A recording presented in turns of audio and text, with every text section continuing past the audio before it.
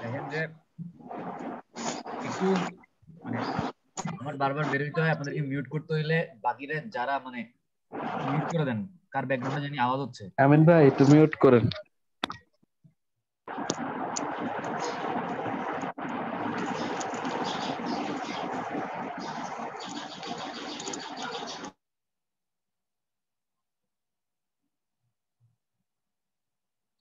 আচ্ছা, আমার স্ক্রিন তো আবার দেখা যাচ্ছে মনে হয়। যাই হোক, স্যার। আচ্ছা ঠিক আছে। দেখেন আমরা হচ্ছে লাস্ট ক্লাসে ম্যানুফ্যাকচারিং অফ ব্রিক্স, আমরা একটা ব্রিক তৈরি করতে গেলে কি কি স্টেপে ব্রিক তৈরি করা হয় এই স্টেপগুলো দেখতেছিলাম। প্রথমে দেখছিলাম যে আমাদেরকে ব্রিক তৈরি করার জন্য যে মাটিটা বা যে সয়েলটা আমরা ইউজ করবো ওই সয়েলটাকে প্রিপেয়ার করতে হবে। তারপর হচ্ছে পাগিং ও টেম্পারিং অফ ক্লে, মানে ওই সয়েলটাকে হচ্ছে পা দিয়ে অথবা এরকম গরু ছাগল দিয়ে মারায় ওইটা থেকে হচ্ছে অতিরিক্ত পরিমাণে পানি বের করে ফেলতে হবে, ওইটাকে একটা হোমোজেনিয়াস মিক্সচারে কনভার্ট করার চেষ্টা করতে হবে। তারপরে ব্রিকটাকে মোল্ডিং করতে হবে, মানে এরকম মোল্ডের মধ্যে ফালায় ব্রিকটাকে হচ্ছে তার নির্দিষ্ট শেপ দিতে হবে। ড্রাইং অফ ব্রিক, তারপরে হচ্ছে ওই কাঁচা ইট গুলাকে ওয়েদারিং ইফেক্টের সাহায্যে শুকাইতে হবে। একদম লাস্টের স্টেপটা ছিল বার্নিং অফ ব্রিক। আমরা হচ্ছে আজকে এই স্টেপটা নিয়ে কথা বলবো যে ইট কিভাবে পোড়ায় বা ইট কিভাবে পোড়াইতে হয়। আচ্ছা, জি স্যার। কারণ এই ইট পোড়ানোর উপরে ডিপেন্ড করে হচ্ছে কি আপনি কি ফার্স্ট ক্লাস ব্রিক বেশি পাবেন নাকি second class third class brick পাবেন। এটা হচ্ছে আপনি যদি ঠিক মতো জামাই। ইট পোড়াইতে পারেন তাহলে হচ্ছে আপনি বেশি পরিমাণে ফার্স্ট ক্লাস ব্রিক প্রডিউস করতে পারবেন। আর আপনি যদি সঠিক পরিমাণে ইট বার্ন করতে না পারেন, যদি ওভার বার্ন বা আন্ডার বার্ন করে ফেলেন, তখন কি আপনার ফার্স্ট ক্লাস ব্রিক তৈরি হওয়ার চান্সও কমে যাচ্ছে।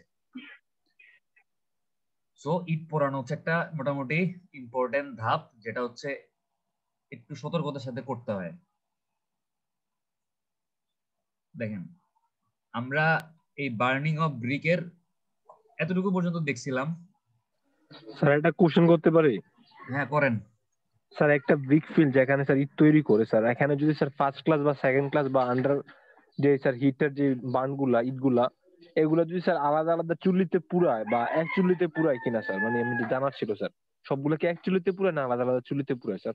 আমরা এই চুল্লিগুলা পড়া শুরু করি আজকে, তাইলে বুঝবেন। আজকে আমরা এই চুল্লি নিয়ে কথা বলবো। Okay sir, okay sir. তারপর একদম লাস্টে গিয়ে যদি কনফিউশন থাকে আমরা বললেন, ঠিক আছে? জি আচ্ছা, স্যার। দেখেন আমরা গত ক্লাসে দেখছিলাম যে মানে ইট গুলা পোড়ায় হচ্ছে দুইটা সিস্টেম, একটা হচ্ছে কি ক্ল্যাম্প, আরেকটা হচ্ছে কি মনে আছে? ক্ল্যাম্প কি বলছিলাম? ক্ল্যাম্প বলছিলাম হচ্ছে আপনার একটার উপর আরেকটা ইট বসায় এরকম ইটের একটা চূড়া তৈরি করে, মানে ইটের উপরে ইট সাজায়। এরপর ওই চুলার মধ্যে হচ্ছে আপনার যে ইট গুলা পোড়াইতে হবে ওগুলা ঢুকায় দেয়। তো এই ক্ল্যাম্পের একটা প্রবলেম ছিল কি, আপনার আগুনটা যদি নিচে থাকে তাহলে নিচের ইট গুলা খুব ভালো মতো পুড়ে, আর উপরের ইট গুলা কি হয় ঠিক মতো পুড়ে না, মানে আন্ডার বার্ন থাকে। এইটা হচ্ছে ক্ল্যাম্পের একটা প্রবলেম। তো ক্লিন কি জিনিস? ক্লিন হচ্ছে চুল্লি, মানে মানে যেখানে হচ্ছে আপনি কিছু চেম্বার থাকবে আর মাঝখানে একটা কি থাকবে এরকম বড় চিমনি থাকবে, যেটা দিয়ে কি হবে কালো ধোঁয়াগুলা বা ইট পোড়ানোর পরে যে ধোঁয়াগুলা প্রডিউস হবে ওগুলা বের হয়ে চলে যাবে। তো ক্লিন হচ্ছে আবার দুই রকমের। দেখেন, the kiln is a system design more scientifically to burn the brick in very large number. Two types of kiln are generally used. মানে ক্ল্যাম্পে আপনি যেটা দেখবেন যে ক্ল্যাম্পে আপনি একসাথে বেশি ইট পোড়াইতে পারবেন না, এবং ক্ল্যাম্পে আসলে মানে ইট পোড়ানোর কোনো সাইন্টিফিক প্রসেসও নাই। বাট সায়েন্সকে কাজে লাগায় কিভাবে ফুয়েল কনজাম্পশন কম করা যায়, কিভাবে ইটকে তাড়াতাড়ি পোড়ানো যায়, কিভাবে একসাথে অনেক বেশি ইট পোড়ানো যায়, এই জিনিসগুলো চিন্তা করে হচ্ছে ক্ল্যাম্প ইউজ না করে এখন মানে ক্লিন ইউজ করে। তো ক্লিন হচ্ছে আবার দুই রকমের, একটা হচ্ছে দেখেন ইন্টারমিডিয়েন্ট ক্লিন, আর একটা হচ্ছে continuous clean. Intermediate clean, intermediate কথাটার মানে হচ্ছে থেমে থেমে কাজ করা বা বিরতি দিয়ে দিয়ে কাজ করা। সাপোজ আমরা কি সারাদিন কন্টিনিউয়াস খাই? আমরা সকালে একবার খাই, দুপুরে একবার খাই, বিকালে খাইলে খাই, না না খাইলে না খাই, আবার রাত্রে খাই। মানে আমাদের খাওয়া দাওয়াটা হচ্ছে ইন্টারমিডিয়েন্ট টাইপের, মানে ব্রেক দিয়ে দিয়ে। বাট গরু ছাগল দেখবেন সারাদিন খায়, সারাদিন খায় না? জি সারাদিন স্যার, জি মানে স্যার।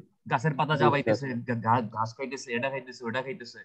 তো যেই জিনিসটা বা যেই ক্লিনটা হচ্ছে আপনার বিরতি দিয়ে দিয়ে বা ব্রেক দিয়ে দিয়ে ব্রিক প্রডিউস করতে পারবে, এই ক্লিন গুলাকে বলা হচ্ছে কি ইন্টারমিডিয়েন্ট ক্লিন।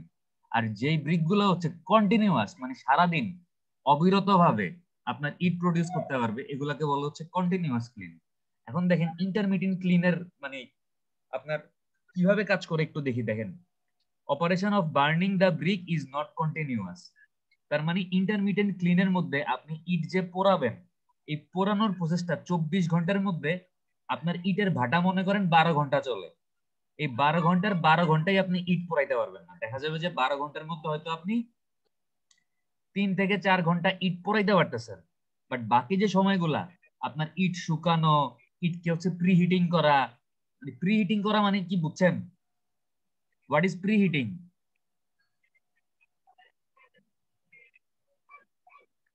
মানে আগে একটু উত্তপ্ত করা। আগে একটু উত্তপ্ত করে প্রিহিটিংটা নেওয়া। স্যার হচ্ছে রোদে রোদে শুকানো। না, এটা আসলে রোদে শুকানো না। রোদে শুকাইলে হচ্ছে আপনার ভিতর থেকে ময়েশ্চার মানে ইটটা শুকায়, ড্রাই হয়।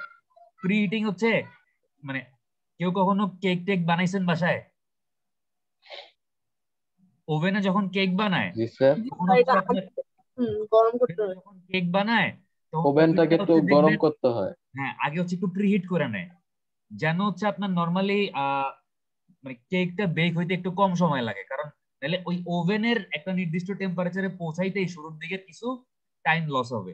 ওই জন্য আগে হচ্ছে ওই নির্দিষ্ট পার্টিকুলার টেম্পারেচারে ওভেনটাকে নিয়ে আসা হয়, দেন হচ্ছে কেকটারে ঢুকাই দিয়ে আপনার কেকটাকে মানে কি বলবো বেক করা শুরু করে। তো এই যে আমি ইটটাকে পোড়ানোর আগে আমি ইটটাকে একটু হালকা মানে প্রিহিটিং করে নিব। কেন? কারণ এটাতে যেটা হবে ফুয়েলের কনজাম্পশন কম হবে।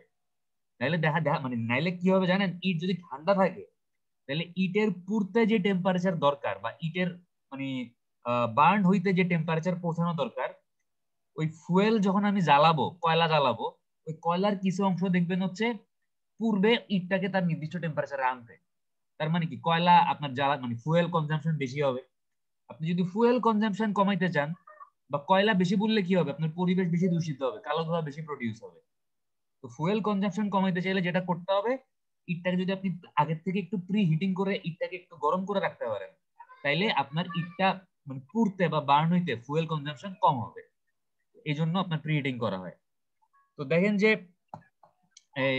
এই ইন্টারমিডিয়েন্ট ক্লিনে যেটা হবে, আপনি একসাথে ইট পোড়াইতে পারবেন না। আপনি মনে করেন টোটাল 12 ঘন্টা ইটের ভাটাটা চালাবেন, তার মধ্যে 3 থেকে 4 ঘন্টা হচ্ছে আপনি কি করবেন, ইটটাকে বার্ন করবেন বা পোড়াবেন ইটগুলাকে।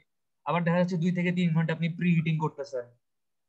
আবার দেখা যাচ্ছে যে আপনি মানে ইট গুলাকে পুরানোর পরে মানে ঠান্ডা হওয়ার জন্য তো কিছু সময় দিতে হবে। আপনি তো গরম ইট গুলাকে সঙ্গে সঙ্গে বের করতে পারবেন না। আবার 2 থেকে 3 ঘন্টা আপনি ইট গুলাকে ঠান্ডা করতেছেন। এখন এই যে আপনি 12 ঘন্টার মধ্যে 12 ঘন্টায় ইট পুরাইতে পারতেছেন না বা ইট প্রডিউস করতে পারতেছেন না, 12 ঘন্টাকে আপনাকে ভাগ করে হয়তো 2 থেকে 3 ঘন্টা আপনি পুরাচ্ছেন, আবার 2 থেকে 3 ঘন্টা আপনি ঠান্ডা করতেছেন, আবার 2 থেকে 3 ঘন্টা আপনি প্রি হিটিং করতেছেন। মানে এই কাজগুলো আপনি সাইমালটেনিয়াসলি কেন করতে পারতেছেন না ইন্টারমিডিয়েন্ট ক্লিনে, বলেন তো কেন বন্ধ হয়ে যেত। একজন বলেন, একজন করে বলেন।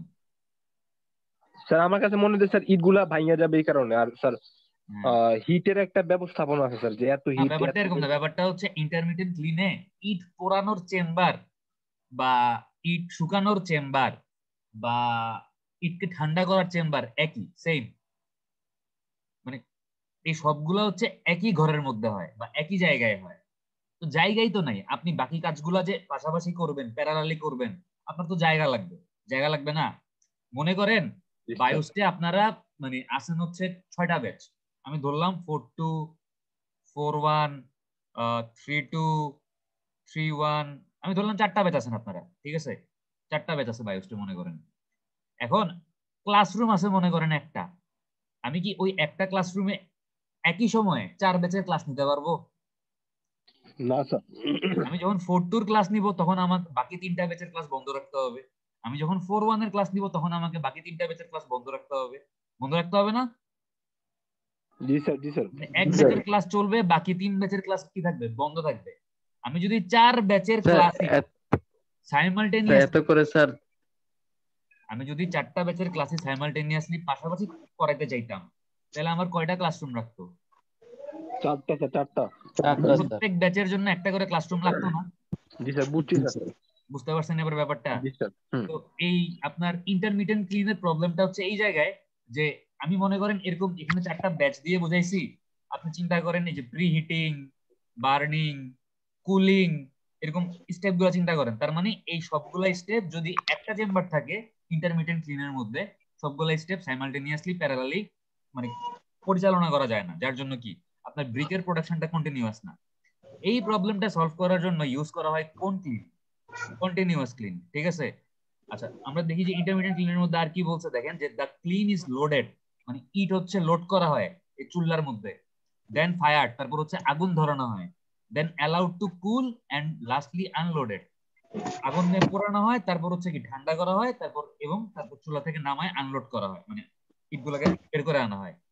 This completes one cycle of operation, এটা হচ্ছে একটা পুরা সাইকেল কমপ্লিট করে ইট প্রোডাকশনের। কিন্তু আপনার এই স্টেপ গুলা কি হচ্ছে, সাইমালটেনিয়াসলি হচ্ছে না, স্টেপ গুলো একটার পর একটা হচ্ছে, যার জন্য সময় বেশি লাগতেছে, এবং ইটের প্রোডাকশন কি নট কন্টিনিউয়াস। আচ্ছা, এই ইন্টারমিডিয়েন্ট ক্লিনের কিছু অসুবিধা আমরা দেখি, দেখেন supply of brick is intermediate, মানে কি সাপ্লাই অফ ব্রিক হচ্ছে থেমে থেমে হয়, কন্টিনিউয়াস না, একটা বিরতি দিয়ে দিয়ে একটা গ্যাপ দিয়ে দিয়ে হচ্ছে আপনি ইটের সাপ্লাই পাবেন এই ইন্টারমিডিয়েন্ট ক্লিন থেকে।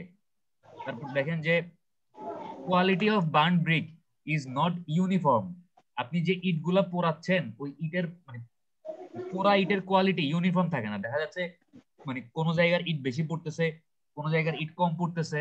Bricks near bottom are over burn and those near top are under burn, কারণ আপনি যেই কম্পার্টমেন্ট বা যে ঘরের মধ্যে ইট গুলা পোড়াচ্ছেন দেখা যাচ্ছে তার নিচে আপনি আগুন জ্বালাচ্ছেন, বা নিচে আপনি এরকম কয়লা বা কাঠটাট দিয়ে হচ্ছে গিয়ে একটা ফুয়ের ব্যবস্থা করতেছেন, ফুয়েলের। তো আপনি যদি এরকম ইট স্তূপ করে রাখেন একটার উপর আরেকটা সাজায় সাজায়, আপনি মনে করেন ইটের একটা এরকম পাইল বা স্ট্যাক তৈরি করলেন, তৈরি করে আপনি নিচে আগুন জ্বালাইলেন, এই আগুন কি করতেছে আমার নিচের ইট গুলাকে ভালো মতো পড়াইতে পারতেছে, উপরের ইট গুলা কি হচ্ছে ওই আন্ডার বার্ন থেকে যাচ্ছে, যার জন্য আপনার কি মানে সবগুলা ইট সঠিকভাবে না পড়ার কারণে মানে তাদের বার্নিংটা কি ইউনিফর্ম হচ্ছে না, এবং ফার্স্ট ক্লাস ইট পাওয়ার চান্স কমে যাচ্ছে।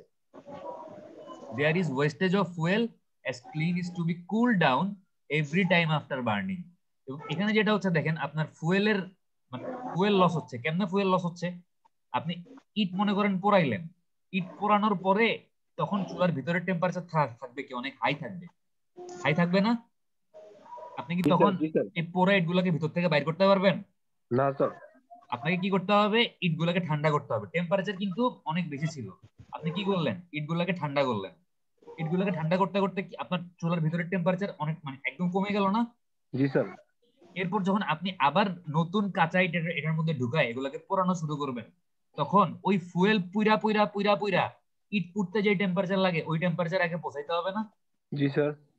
তার মানে বুঝতেছেন যে ফুয়েলের কনজাম্পশন বেশি হচ্ছে এখানে, কারণ আপনাকে মাঝখানে এই চুলাটাকে একবার ঠান্ডা করা লাগতেছে, যদি ঠান্ডা না করা লাগতো তাহলে কিন্তু আপনার এখানে ফুয়েলের কনজাম্পশন কম লাগতো। আপনি যদি ওই যে মানে ইটটা পুরো পুরো টেম্পারেচার অনেক উপরে উঠছিল, এই বেশি টেম্পারেচারটাকে মানে ইউজ করতে পারতেন ইট পোড়াইতে, তাহলে কিন্তু আপনার ফুয়েলের কনজাম্পশন মানে ঠান্ডা করার পর যে আবার হিট করা লাগতেছে এই অতিরিক্ত ফুয়েলটা আর আসলে লাগতো না। তাহলে বুঝতে পারছেন যে কেন ফুয়েলের কনজাম্পশন বেশি হচ্ছে আমার এই ইন্টারমিডিয়েট ক্লিনে। জি স্যার, বুঝছি স্যার। এবার দেখেন continuous kiln, continuous in operation and ensures continuous supply of burn brick, মানে হচ্ছে কন্টিনিউয়াস ক্লিন হচ্ছে কি সব সময় আপনার 12 ঘন্টা ইটের ভাটা চললে 12 ঘন্টায় ইট পড়তেছে এবং 12 ঘন্টায় আপনি কি কন্টিনিউয়াস ইটের সাপ্লাই পাচ্ছেন, ইটের সাপ্লাই বন্ধ হচ্ছে না। অল অপারেশনস লাইক লোডিং, মানে আপনি ইট গুলো হচ্ছে চুলার মধ্যে ঢুকাচ্ছেন, ফায়ারিং ইট পোড়াচ্ছেন, কুলিং ঠান্ডা করতেছেন, এন্ড আনলোডিং মানে কি ইটগুলো ঠান্ডা ইটগুলোকে বের করে আনতেছেন, আর carried out simultaneously in this kiln, মানে এই ধরনের চুলাগুলোতে হচ্ছে লোডিং, ফায়ারিং, কুলিং, আনলোডিং এই কাজগুলা পাশাপাশি একই সময়ে সাইমালটেনিয়াসলি হচ্ছে, কারণ অনেকগুলো চেম্বার আছে। আচ্ছা, মোস্টলি ইউজ কন্টিনিউয়াস ক্লিন আর bull trench kiln, Hoffman kiln, tunnel kiln, মানে হচ্ছে আপনার সবচেয়ে বেশি যেই কন্টিনিউয়াস ক্লিন গুলা ব্যবহার হয় এগুলা হচ্ছে কি কি বুল ট্রেঞ্চ, হফম্যান, টানেল।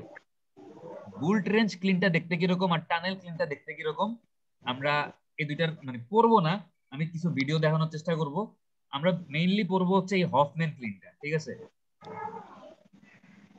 মানে ইট কেমনে পোড়ায় মেকানিজম মোরলেস সেম, এই টানেল ক্লিনে যেমন পোড়ায় ওই বুলফ্রেঞ্চ ক্লিনও একই ভাবে পোড়ায়, ওই হফম্যান ক্লিনও একই ভাবে পোড়ায়। একটা বুঝলে বাকি দুইটাও বুঝবেন। তো আমরা একটাই দেখবো, ঠিক আছে? এই যে হফম্যান ক্লিন, আমরা এটাই দেখবো যে কিভাবে হচ্ছে আসলে পোড়ায় এই হফম্যান ক্লিনের মধ্যে।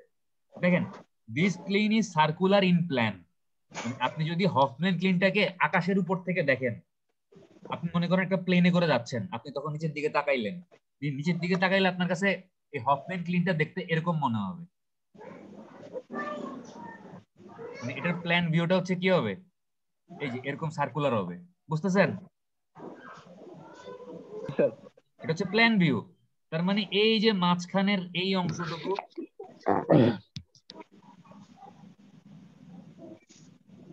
এই যে গোল অংশটুকু, এটা কি, এটা কি বলেন তো? এটা চুল্লি। এটা হচ্ছে চিমনি, যেটা দিয়ে কালো ধোঁয়া বাইর হয়, ঠিক আছে? আর চারপাশের এগুলো হচ্ছে এক একটা কম্পার্টমেন্ট, একটা ঘর, ঠিক আছে? স্যার ওই যে এগুলা কি স্যার, এই যে কালো কালো দিয়ে রাখছে, এগুলো কি কংক্রিট? এটা হচ্ছে দেয়াল রে বাবা, ওয়াল ওয়াল। এখানে ইটগুলো রাখে স্যার। আর এগুলো হচ্ছে দরজা, ঠিক আছে? মানে স্যার মাঝখানে। হ্যাঁ, এগুলো হচ্ছে দরজা। আর এগুলো হচ্ছে, এগুলোকে বলে হচ্ছে আপনার নালার মতো বলে, বাংলায় ড্রেন বা নালা বলে, আর ইংরেজিতে বলে হচ্ছে রেডিয়াল ফ্লু। মানে এই ঘরগুলোর থেকে হচ্ছে কালো ধোঁয়া এই চুলার কাছে পৌঁছাবে কেমনে? এই যে রেডিয়াস বরাবর বা ব্যাসার্ধ বরাবর কিছু প্যাসেজ আছে, এই প্যাসেজ গুলা দিয়ে ঢুকে ঢুকে হচ্ছে কালো ধোঁয়াটা এই চুলার কাছে পৌঁছায়, ঠিক আছে? আর হচ্ছে আপনার দরজা তো এই এরকম প্রত্যেকটা মানে একটা কম্পার্টমেন্ট। স্যার যে সাদা অংশটা স্যার, এটা থেকে স্যার ইটগুলা আনলোডিং করে রাখে স্যার এগুলাতে। সাদা অংশগুলা বলতে এই মাঝখানে না স্যার, নাম্বারিং করা আছে স্যার, নাম্বারিং করা গুলো হচ্ছে এক একটা ঘর। আমি এবং এগুলা কিন্তু দেয়াল আছে, এগুলা এক একটা আলাদা আলাদা ঘর, ঠিক আছে? আলাদা আলাদা কম্পার্টমেন্ট। আমি একটু দাঁড়ান, দেয়ালগুলা আঁকি তাইলে বুঝতে স্যার সুবিধা হবে। এখানে যে কালো স্যার চিল্লির পরে যে অংশটা স্যার, কালো অংশটা, এখানে তো স্যার আগুন জ্বলে, তাই না স্যার? এই কালো অংশটাতে, জি স্যার, জি স্যার, এই কালো অংশটাতে আগুন জ্বলে না। চিমনি হচ্ছে আসলে আপনার এই পুরোটাই চিমনি, ঠিক আছে? এই যে পুরো কালোটা দেখতেছেন না, জি স্যার, পুরোটাই চিমনি। এই সাদা অংশটা হচ্ছে আপনার কম্পার্টমেন্ট বা ঘর, ঠিক আছে? আগুন জ্বলে হচ্ছে গিয়া এই সাদা অংশের মধ্যে আগুন জ্বলে। তাইলে স্যার যখন ইটগুলো ঢুকায় কোনো মানুষ কি ঢুকে ওখানে? না, মানুষ ঢুকে না। আচ্ছা, মানুষ ঢুকলে মানুষ কি হয়ে যাবে? হ্যাঁ হ্যাঁ, কোনো মানুষ ঢুকে না। স্যার যেটা স্যার স্যার ওইটা এত উঁচু করে কেন দেয় স্যার? তাহলে তো ইট তো পুরো স্যার, ওইটা তো পুরাই না স্যার। কোনটা তো উঁচু করে দেয় স্যার? অনেক স্যার বড় ব্রিক্স যেটা আছে স্যার, এটা অনেক উঁচু করে দেয় স্যার, লম্বা করে উঁচু করে দেয়। ওটা তো চুলা, ওটা তো চুলা, দেখলে এমন দেখা যাবে। ওটা তো চুলা। আপনি যদি উপর থেকে প্ল্যান ভিউ দেখেন তাইলে আপনি এরকম দেখবেন। না না স্যার, স্যার এখানে চুলাটা এত উঁচু করে কেন দেয় সেটা বলতেছি স্যার। দরকার নাই স্যার, এটা যদি আপনি এলিভেশন ভিউ দেখেন, এলিভেশন ভিউ, তাহলে আপনি এরকম দেখবেন। এই হচ্ছে আমার চুলা থাকবে, এটা দিয়ে বাতাস বাইরে হবে, মানে কালো ধোঁয়া বাইরে হবে, বাতাস তো না। আর চারপাশে হচ্ছে এরকম সার্কুলার ভাবে হচ্ছে কম্পার্টমেন্ট গুলো থাকে এরকম। মনে করেন এই একটা ঘর, এই একটা ঘর, এই একটা ঘর, এই একটা ঘর, এরকম হচ্ছে ঘরগুলো থাকে। স্যার আমার কোশ্চেনটা এটা না স্যার, আমার কোশ্চেনটা হচ্ছে স্যার চুলা যেটা আছে স্যার লম্বা করে দিছে না স্যার, এটা স্যার শর্ট করে দিলে স্যার ক্ষতি কি স্যার? কোন চুলাটা? এইটা, এই যে এটা?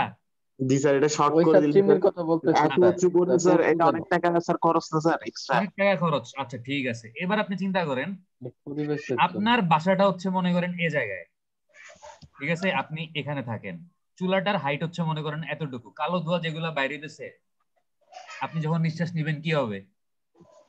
জি স্যার, বুঝতে পারছি স্যার। আমরা যে বাতাসটা গ্রহণ করি এনভায়রনমেন্ট থেকে, এই বাতাসটা তো নরমালি এই কালো ধোঁয়া আপনার মানে নরমালি ছাড়লে হয় না বাতাস, এটাকে আগে একটু চেষ্টা করা হয় পিউরিফাই করার জন্য। বাট এটা যদি আমরা যেই লেভেলের বাতাসটা গ্রহণ করি ওই লেভেলে ছাড়ে, মানে এমনিতে এটা আমাদের ক্ষতি করতেছে, ক্ষতি আরো বেশি করবে। এজন্য এমন একটা মানে হাইটে গিয়ে এটাকে ছাড়া হয় যেন আমাদের কনজাম্পশনটা কম হয় ওই লেয়ারের অক্সিজেনের, এজন্য উপরে গিয়ে ছাড়ে। আচ্ছা বুঝতে পারছি। এবার দেখেন যে এই মনে করেন 12টা কম্পার্টমেন্ট আছে, এখন এই 12টা কম্পার্টমেন্টে ইট কেমনে পুরায় আমরা একটু দেখি, আসেন। ভিডিও এখন না, ভিডিও হচ্ছে পরে, আগে হইতেছে গিয়ে এটার থিওরি বুঝতে হবে। এই দেয়ালটা হবে না আসলে, এটা বেশি একটা করছি না। কি করলাম এটা? Engineering material class. একটু দাঁড়ান। হ্যাঁ, 1 নোট হয়ে গেছে।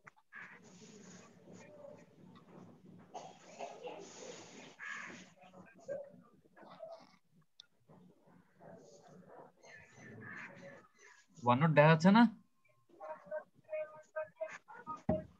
জি ওয়ান স্যার, নোট দেখা যাচ্ছে। দেখতেছেন? আচ্ছা জি স্যার। জি স্যার। আচ্ছা, একটু খেয়াল করেন তাহলে। দেখেন, আমি হচ্ছি একটু জাস্ট এটার প্রসেসটা বুঝাই দিই, তাইলে ধরতে পারবেন সহজ জিনিস। আমার ডিস্টার্ব করতেছে না। দেখেন, এখানে বলছে কি যে the kiln is circular in plan. তো বুঝলেন যে এটার প্ল্যান ভিউটা হচ্ছে কি বৃত্তাকার বা সার্কুলার হবে। The chimney is placed at the centre and 12 chamber are arranged around the chimney forming a circular ring. তার মানে চিমনিটা থাকে হচ্ছে মাঝখানে, এবং চিমনির চারপাশে কয়টা চেম্বার থাকে? 12টা চেম্বার থাকে। ঠিক আছে, স্যার এটা কি ফিক্সড স্যার? স্যার এটা থেকে বেশি হইতে পারবে না স্যার? নরমালি 12টা 12টা চেম্বার হইলে আমাদের পারপোজ ফুলফিল হয়। আপনি চাইলে কমাইতে পারেন, কোনো সমস্যা নেই, বা আপনি চাইলে বাড়াইতেও পারেন, তাও সমস্যা নেই। আপনি মনে করেন যে ইটের প্রোডাকশন বেশি করবেন, বা আপনি এটা আপনি চাইলে মডিফাই করতে পারেন। এই 12টা চেম্বারের মধ্যে 12টা চেম্বারের আবার ভাগ আছে। কিছু চেম্বার থাকতে হবে এই কাজের জন্য, কিছু চেম্বার থাকতে হবে ওই কাজের জন্য। এবার আপনি যদি পার্টিকুলার কোনো একটা কাজ বাড়াইতে চান, আপনি চেম্বার বাড়াইতে পারেন। বাট 12টা চেম্বার হচ্ছে আপনি কমাইতেও পারেন। মানে এমন না যে 12টাই থাকা লাগবে, আপনি চাইলে 10টা চেম্বার বানাইতে পারেন। আমি শেষ করি, শেষ করলে বুঝবেন যে মানে এটা পুরোপুরি কাস্টমাইজ। আপনি চাইলে কাস্টমাইজ করে কমাইতে পারবেন, বাড়াইতে পারবেন। জি স্যার। দেখেন, each chamber has a door in the external wall which is used for loading and unloading of brick. তার মানে প্রত্যেকটা চেম্বারের একটা করে এক্সটার্নাল, মানে বাইরের যে দেয়ালটা, ছবিটা হয়ে গেল। দেখেন এই যে বাইরের দেয়ালটার হচ্ছে আপনার প্রত্যেকটা চেম্বারের সাথে একটা করে কি থাকে? এক্সটার্নাল ডোর থাকে। এই যে এটা হচ্ছে আমার কি এক্সটার্নাল ডোর। এবং এই এক্সটার্নাল ডোর গুলা কেন প্রোভাইড করা হয়? যেন আমি চেম্বারের মধ্যে ইটকে ঢুকাইতে পারি, এবং মানে পোড়ানোর পরে ইট যখন একদম রেডি, ওই রেডি ইট গুলাকে চেম্বার থেকে বের করতে পারি। ইটকে লোডিং আনলোডিং এর জন্য হচ্ছে এই দরজাগুলো প্রোভাইড করে। আচ্ছা, এরপর দেখেন যে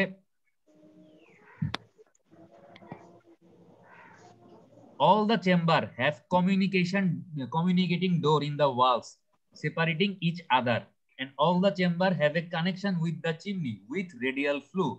মানে প্রত্যেকটা চেম্বারের একটা চেম্বার থেকে আরেকটা চেম্বারে কমিউনিকেট করার জন্য বা কানেকশন, মানে কি বলবো, একটা কানেকশন থাকে। ঠিক আছে, এই যে এগুলো হচ্ছে কি এক চেম্বার থেকে আরেক চেম্বারের কানেকশনের ওয়াল। ঠিক আছে, এই যে এই দেয়ালটা আমি আঁকছি, এই দেয়ালগুলা কি? এই দেয়ালগুলো হচ্ছে চেম্বার 9 থেকে আর 8 এর মাঝখানে একটা ওয়াল থাকে, এটা হচ্ছে কি 9 আর 8 এর কানেকশন ওয়াল। আপনি চাইলে এই ওয়ালের মধ্যে মনে করেন দরজা দরজা থাকে, ওই দরজা খুলে আপনি 9 থেকে 8 এ ইট মানে ইট পাস করতে পারবেন, বা চাইলে নিজে যাইতে পারবেন। মানে 9 আর 8 এর মাঝখানে একটা কানেকশন ডোর থাকে। এই ডোরটা চাইলে আপনি বন্ধও রাখতে পারেন, খোলাও রাখতে পারেন। মানে প্রত্যেকটা চেম্বারের মাঝখানে, এই যে 12টা চেম্বার, প্রত্যেকটা চেম্বারের মাঝখানে একটা করে কি থাকে? কানেকশন ডোর থাকে। এই ডোরটা খোলা যায়, বন্ধ করা যায়। বুঝতে পারছেন? জি স্যার। আচ্ছা স্যার এনে যে অ্যারো চিহ্ন দেয়া আছে এগুলো কি স্যার ঘুরে? অ্যারো চিহ্নগুলো হচ্ছে এটার মধ্যে হচ্ছে, অ্যারো চিহ্নগুলো কি জিনিস একটু পরে বুঝবেন। মানে এটা হচ্ছে বাতাসের ডিরেকশন দেয়া আছে, বাতাস কেমনে কেমনে ঘুরে। দেখেন, the clean has permanent roof but fuel holes are provided to drop the fuel in the clean from top. এই যে চুলার উপরে পার্মানেন্ট রুফ বা ছাদ থাকে, এই কথাটা একটু মনে রাখছেন। একটু পর আমরা ভিডিও দেখবো, তখন দেখবেন উপরে কি থাকে? পার্মানেন্ট ছাদ থাকে। কিন্তু এরকম খটর খটর আওয়াজ করতেছেন কে ভাই? এখন যদি আপনারা আবার আমার মিউট করতে হয়, এখান থেকে বেরোয় মিউট করতে হবে, আওয়াজ করেন না কেউ। দেখেন, এই রুফের উপরে হোল থাকে বা গর্ত থাকে। এই গর্তগুলা দিয়ে হচ্ছে আপনার ফুয়েল, কয়লা বা যে জ্বালানি গুলো হচ্ছে আমার ইটটাকে পোড়াবে, এই জ্বালানি গুলো হচ্ছে ওই উপরের যে রুফ, ওই রুফের মধ্যে যে হোলগুলো আছে, এই হোলগুলা দিয়ে ভিতরে ফালানো হয় যেন ইটগুলা পুড়তে পারে। আচ্ছা, in this kiln all the chambers are subjected to loading, drying and preheating, burning, cooling and unloading operation successively, and all these operation remain going on all the time simultaneously. মানে ইট আপনি হচ্ছে একটা চেম্বারে মনে করেন ইট আপনি ঢুকাচ্ছেন, একটা চেম্বারে আপনি মনে করেন ইট শুকাচ্ছেন, একটা চেম্বারে আপনি মনে করেন ইটকে প্রিহিট করতেছেন, একটা চেম্বারে আপনি ইটকে কি করতেছেন, বার্ন করতেছেন, পোড়াচ্ছেন, একটা চেম্বারে আপনি কি করতেছেন, ইটকে ঠান্ডা করতেছেন, আরেকটা চেম্বার থেকে আপনি ইটকে কি করতেছেন, বাইর করে নিয়ে আসতেছেন। তাইলে আপনার মিনিমাম চেম্বার আসলে 12টা না, মিনিমাম চেম্বার থাকতে হবে কয়টা? একটা, দুইটা, তিনটা, চারটা, পাঁচটা, ছয়টা থাকতে হবে। আপনার যদি টাকা থাকে তাহলে আপনি 12টা বানাবেন। আর আপনি মনে করেন ছোট পরিসরে ইটের ভাটা তৈরি করতেছেন বা ছোট পরিসরে আপনি ইট প্রডিউস করবেন, আপনি নতুন মানে আপনার কাছে হয়তো ওরকম মানে কি বলবো ক্যাপিটাল নাই, তাহলে আপনি 6টা কম্পার্টমেন্ট বানাইতে পারেন, বাট মিনিমাম 6টা কম্পার্টমেন্ট লাগবে। কারণ যেই চেম্বারে আপনি ইট লোড করবেন ওই চেম্বারে কি আপনি ইটকে প্রিহিট করতে পারবেন বা ড্রাই করতে পারবেন? না স্যার। প্রত্যেকটা কাজ এখানে মেইন কাজ হচ্ছে কয়টা? 6টা। লোডিং, তারপর হচ্ছে ড্রাইং, তারপর হচ্ছে প্রত্যেকটা চেম্বারে ম্যাক্সিমাম কতটা ইট লোড করে স্যার? চেম্বারে সাইজের উপর ডিপেন্ড করবে। বার্নিং, আপনি স্যার এটা তো স্যার কাস্টমাইজ করে স্যার নিজের মতো করে বানানো চেম্বার গুলো না স্যার? চেম্বার গুলো চাইলে আপনি ছোট বড় করে, মানে আপনি যদি বেশি হিট প্রডিউস করতে চান তাহলে আপনি বড় চেম্বার বানাবেন। Cooling, unloading. এত গরম গরম ইট গুলা কিভাবে সরায়? এই 6টা কাজের জন্য মিনিমাম 6টা চেম্বার লাগবে, ঠিক আছে? আচ্ছা, এরপরে দেখেন আমরা আরেকটু নিচে নামি তাইলে আমাদের the circulation of flue gas with this arrangement, মানে হচ্ছে দেখেন কিভাবে হচ্ছে ইটগুলো আসলে পুড়ে বা কিভাবে হচ্ছে আপনার এই যে গরম বাতাসটাকে হচ্ছে এই চুলার ভিতরে 12টা কম্পার্টমেন্ট হচ্ছে সার্কুলেট করা হয়। ওই যে আপনি জিজ্ঞেস করতেছিলেন অ্যারোগুলা কিসের, অ্যারোগুলা হচ্ছে বাতাস কিভাবে সার্কুলেট হয় এই চুলাগুলোর মধ্যে। প্রথমে দেখেন যে কি করতেছে, ডান দিকে যেটা হয়ে গেল, দেখেন এই যে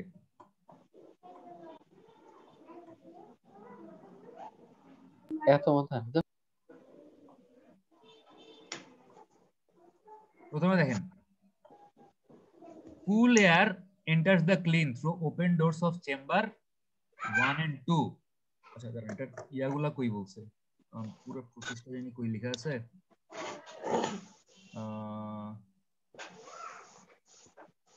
আচ্ছা এখান থেকে দেখি আমরা, দেখেন এই যে চেম্বার 1 আর 2, 1 নম্বর চেম্বার আর কয় নম্বর চেম্বার, সরি 1 আর 12, 12 নম্বর চেম্বার। 1 নম্বর চেম্বার দিয়ে হচ্ছে আপনার কাঁচা ইট গুলাকে আমি এই ক্লিনের মধ্যে ঢোকাচ্ছি, আর 12 নম্বর চেম্বার থেকে আমি কি করতেছি, ঠান্ডা ইট, মানে যে ইট গুলো হচ্ছে একদম রেডি, এই ঠান্ডা ইট গুলাকে চেম্বার থেকে কি করতেছি, বাইর করতেছি। তো তাইলে যখন আমি 1 নম্বর আর 12 নম্বর চেম্বারের এক্সটার্নাল ডোর, মানে এই বাইরের দরজাগুলা খুলতেছি, এই 1 নম্বর চেম্বারের এক্সটার্নাল ডোর মনে করেন এটা, আর 12 নম্বর চেম্বারের মনে করেন এটা। আমি একটু এই লাল দাগগুলো দেওয়ার সময় মানে একটু ভুল লাগছি। তো এই 1 আর মনে করেন 1 হচ্ছে আসলে এতটুকু হবে, আর 12 মনে করেন এতটুকু, হয়েছে 12 আলাদা, তাহলে এই এই দাগটা হবে না, ঠিক আছে? তাহলে 1 এর মধ্যে যদি আমি ইট ঢুকাই আর 12 থেকে যদি আমি ইট বাইর করি, তাহলে 1 আর 12 এক্সটার্নাল ডোর মানে এই দরজাটা আর এই দরজাটা খোলা, এই দুটো দরজা দিয়ে ঠান্ডা বাতাস ভিতরে ঢুকবে না? জি স্যার। ভিতরে ঢুকবে। ওকে, ঢুকলো। আচ্ছা ঠান্ডা বাতাস। হ্যাঁ, 1 আর 12 কাজ শেষ। 1 আর 12তে তাহলে কি হইলো, আমি এই দুটো দাগায় ফেললাম যে 1 আর 12 দিয়ে ঠান্ডা বাতাস ভিতরে ঢুকছে। এখন দেখেন 11, 10, 9 এই তিনটা চেম্বারে মনে করেন পোরাইট ঠান্ডা হচ্ছে, এখনো ঠান্ডা হয় নাই। 12 নম্বরে ঠান্ডা হয়ে গেছিল, 12 নম্বর থেকে বের করে ফেলছি। বাট 11, 10, 9 পোরাইট কি হচ্ছে, ঠান্ডা হচ্ছে, বাট এখনো ঠান্ডা হয় নাই, ঠান্ডা হচ্ছে। আমি যদি এই 1 আর 12তে যে ঠান্ডা বাতাসটা ঢুকছে, এই বাতাসটা 11, 12, 11, 10, 9 এই তিনটা দিয়ে পাস করে বা 11 আর 10 দিয়ে পাস করে, দাঁড়ান কত কত দিয়ে পাস করবো একটু দেখে নি। আমি যদি 11, 10, 8, 9 দিয়ে পাস করে, একসাথে 4টা দিয়ে পাস করাবো, 11, 10, 9, 8, 11, 10, 8, 9 এই 4টা দিয়ে আমি ঠান্ডা বাতাস পাস করাচ্ছি। এই ঠান্ডা বাতাসটা যখন 11, 10, 9, 8 দিয়ে পাস করতেছে এইভাবে, এই 11, 10, 9, 8 তো হচ্ছে পোড়া ইট গুলাকে ঠান্ডা হওয়ার জন্য রাখা হয়েছে। তখন এই ঠান্ডা বাতাসটা এই গরম পোড়া ইট গুলাকে ঠান্ডা করবে না? জি স্যার। তখন সে যখন এই 11, 10, 9, 8 এর গরম ইট গুলাকে ঠান্ডা করবে, সে নিজে কি তার নিজের টেম্পারেচার বাইরে যাবে না? জি স্যার।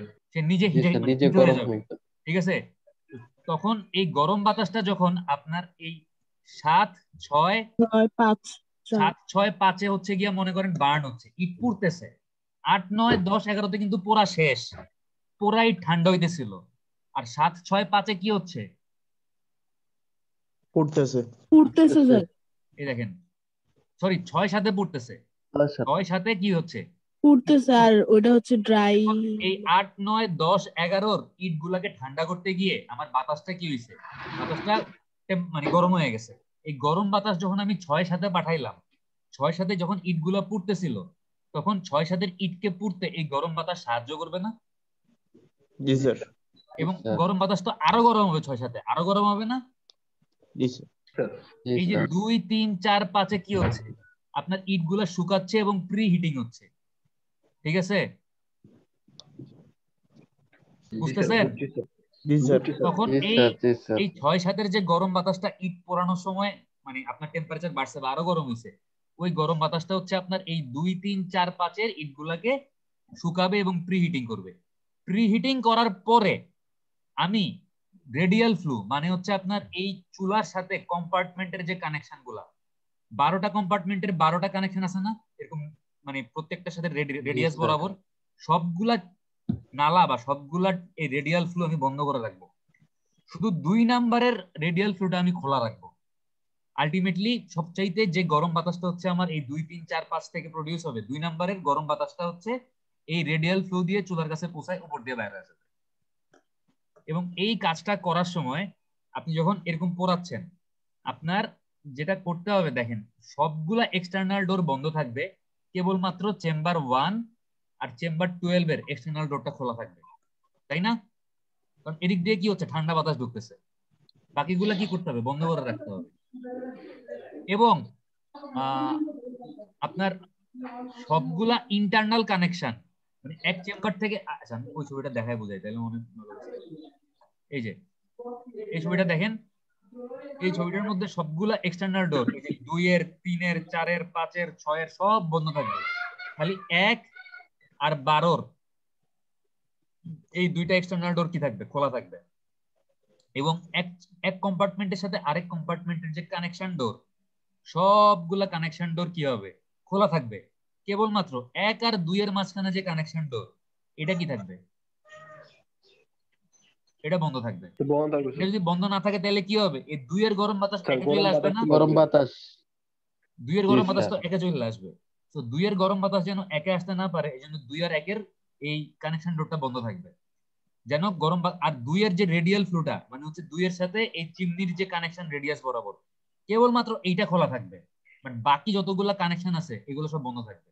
এবং ওই খোলা কানেকশন দিয়ে হচ্ছে গরম বাতাসটা এই চুলা দিয়ে বাইরে চলে যাবে, শেষ। এই হচ্ছে আমাদের মানে মোটামুটি হফম্যান ক্লিনের ওয়ার্কিং প্রসিডিউর, ঠিক আছে? দেখেন এখানে বলাই আছে যে now this heat air or gas enter the burning chamber 6 and 7 where it performs the burning of brick. Fuel is dropped in this chamber from the top.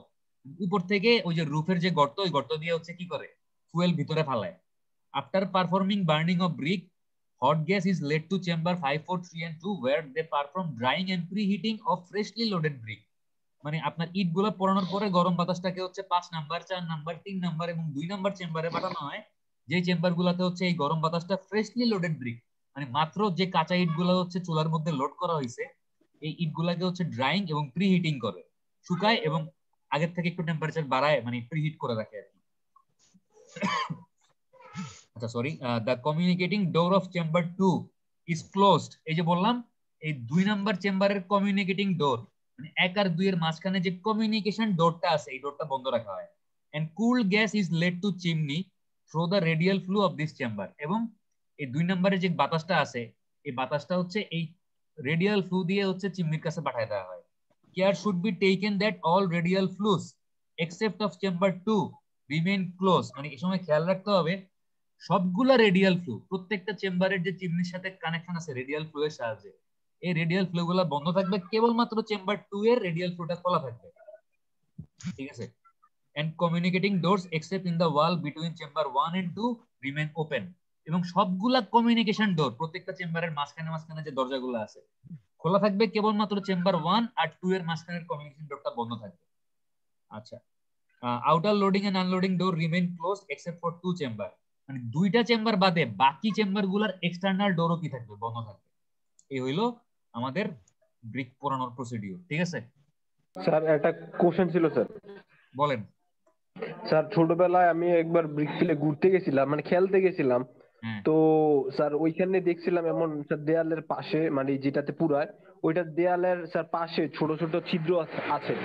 হ্যাঁ, তাহলে মনে হয় ফুয়েল ভাই বাংলাদেশে হয়তো উপরে ছিদ্র না করে পাশে ছিদ্র করছিল হচ্ছে আপনার এই ভিতরে ফুয়েল দেওয়ার জন্য, কারণ ওটার মধ্যে তো কেউ মানুষ ঢুকতে পারবে না। হ্যাঁ, ওই যে জ্বালানিগুলা কেমনে দিবেন বা এরকম জ্বালানিগুলা কেমনে দিবেন, ওই হোলগুলা দিয়ে হচ্ছে ভিতরে জ্বালানি প্রোভাইড করে। হোলগুলা ছিল এবং কি হোলগুলোর ভিতরে লোহার স্যার জালি ছিল, হ্যাঁ শক্ত শক্ত, মনে আছে এগুলো স্যার? এগুলোতে লটকে থাকতাম স্যার, ঠিক আছে? এগুলা কি কাজে হইতো স্যার? আপনি যেন লটকে থাকতে পারেন এই জন্য ব্যবহার করতেন না স্যার, মানে কাজে হইতো, ঠিক আছে, বাট মানে এখন মনে হইতেছে যে কিছু একটা কাজে হইতো, বাট ওই সময় তো বাদ নেই স্যার। আচ্ছা, আমরা আরেকটু দেখি, তারপর হচ্ছে আমরা ভিডিওগুলো দেখবো। ভিডিওগুলো দেখার পরে যদি কারো কোনো ডাউট থাকে জিজ্ঞেস করেন। কয়টা বাজে? টাইম আছে 12:51 বাজে, আরো 10 মিনিটের মতো টাইম আছে, আরো 20 মিনিটের মতো টাইম আছে, সমস্যা নেই, আরো 20 মিনিট আছে। আচ্ছা দেখেন সুবিধা কি কি, হফম্যান ক্লিনের সুবিধাগুলো কি কি? There is perfect control on the heat, মানে আপনি হচ্ছে হিট কন্ট্রোল করতে পারবেন, ঠিক আছে? মানে আপনি কন্ট্রোল ওয়েতে হিটটাকে হচ্ছে সার্কুলেট করতেছেন, যেই চেম্বারে আপনার মানে হিট দরকার ওই চেম্বারে আপনি ততটুকু হিট পাঠাইতে পারতেছেন। Supply of brick is continuous and regular, ইটের সাপ্লাই কি কন্টিনিউয়াস এবং এটা থামতেছে না, কারণ আপনার এক একটা চেম্বারে এক এক কাজ হচ্ছে। Preheating of the brick by hot gases before they escape into the atmosphere considerably reduce the consumption of the fuel. আচ্ছা, এই যে আপনার গরম বাতাসটা হচ্ছে বাতাসে আপনি ছেড়ে দিচ্ছেন, এইটা বাতাসে ছাড়ার আগে আপনি এটা ইউজ করে কি করতেছেন, ইটগুলোকে প্রিহিট করতেছেন। তো ইটগুলোকে প্রিহিট করার কারণে এই ইটগুলা পড়তে ওই রকম আর কি করতেছে না, আপনার ফুয়েল কনজিউম করতেছে না, ফুয়েলের কনজাম্পশন অনেক কমে যাচ্ছে। Bricks are burned evenly and thus bricks of good quality are produced, যেহেতু হচ্ছে আপনার ইটগুলা সমানভাবে পুড়তেছে তো আপনার ভালো কোয়ালিটির ইট পাওয়ার চান্স বেশি। Percentage of first class bricks is the highest, এবং এই হফম্যান ক্লিন থেকে বা এই মানে আপনার সবচেয়ে বেশি পরিমাণে কি পাওয়া যায়, ফার্স্ট ক্লাস ব্রিক পাওয়া যায়। আচ্ছা, ডিসঅ্যাডভান্টেজ, এটার কিছু অসুবিধাও আছে।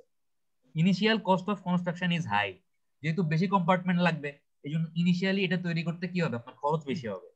The clean requires regular demand of the brick which may not be possible, আপনার এই ধরনের ক্লিন গুলোতে হচ্ছে কন্টিনিউয়াস ইটের সাপ্লাই লাগে, কাঁচা ইটের সাপ্লাই, কারণ এখানে তো কোনো চেম্বার বসে নাই।